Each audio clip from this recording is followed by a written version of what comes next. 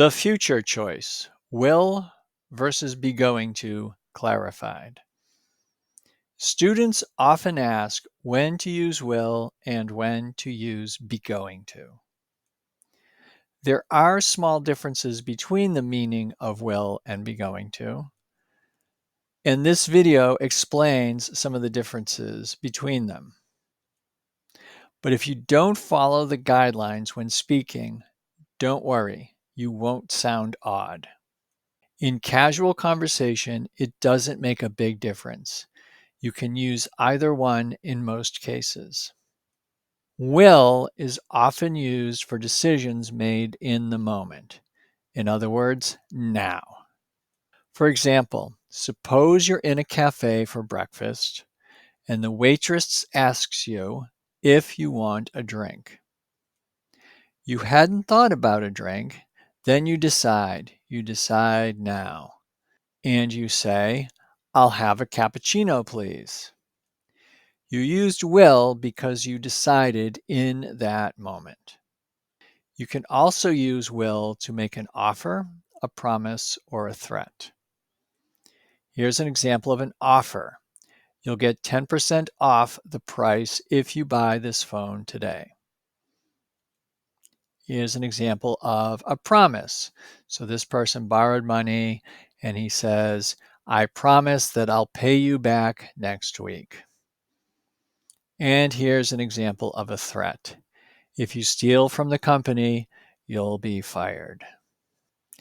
We use won't when someone or something refuses to do an action.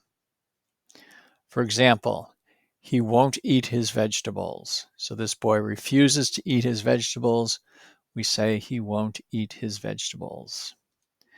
This man can't get his car to start. So we could say his car won't start. Be going to is often used to describe an event that has already been planned. For example, you're talking with a friend and she asks you about your vacation plans. You tell her, "Last week we finally decided. We are going to spend a week in Miami." You used be going to because the decision had already been made.